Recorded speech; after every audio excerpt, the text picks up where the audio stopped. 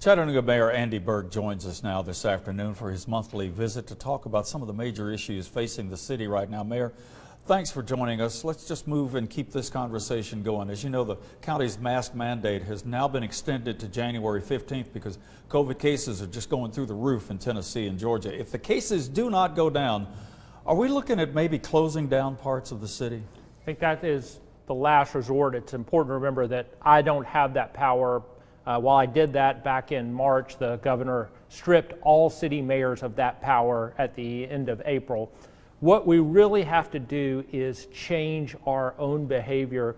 I find that people are usually pretty good about wearing masks in certain formal situations, but they have a dinner party, they have friends over, they have a happy hour, they take those masks off and they're together with them. We cannot socialize with people from outside our home. That's the number one lesson that we've learned. And following up on that, the communication, I guess, between the state and the counties, you know, just it seems like everybody's on a different keel. It's almost like the state is where they are, Chattanooga is where it is, and you know all the local cities. What about the communication? I mean, these cases, they keep going up, but it seems like nobody at the state is picking up on what we see here locally. Do you see that? Well, I am advocating for a statewide mask mandate. As your reporter just talked about, there is a great deal fewer cases and fewer deaths in the places that do have a mask mandate. I mean, I kind of... Patients from areas outside of our city and county, and so I've said this. Yeah, Mayor, let me interrupt you here. We need to get another mic on you. Your mic's going out. You make some interesting points because, you know, we talk about social distancing, we talk about you know, the mask mandate, you know, but still the cases are going up, and it just doesn't seem like there's a whole lot that we can do. As we get another mic on you, that's going to be the next thing I want to ask you about. Is there a solution at all that we can do? You know, I mean, do we have to start from the ground floor up? Are we going to have to go back and just start doing everything all over again? I mean, it's spiking higher now than it did when it first spiked.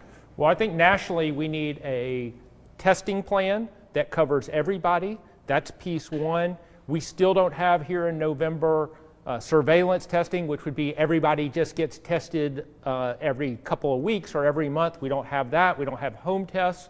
And so having a national testing plan is really important. And then we do have to stop all these gatherings that people are going to, whether it's a wedding reception or a funeral or just having a dinner party over at your house.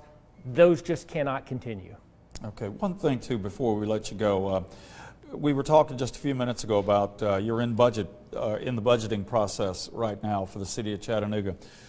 What's the one thing, as you look at the budget for next year, what's the one thing that Chattanooga needs right now that needs to be included in the budget? And do you have a wish list of things aside from that?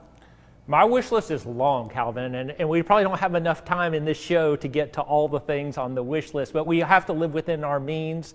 That's part of the budget, and certainly because of COVID, our numbers have been extremely challenged when it comes to revenue. So I would just tell you that while there are a lot of things that people talk about as we have these open sessions, I always think that we need to invest in families and young kids, particularly with early learning, because if we want people to avoid violence, if we want to secure our economic future, build our businesses and economy, we have to invest in young people today. Okay, thank you, Mayor. Chattanooga Mayor Andy Berke, thank you for stopping by today.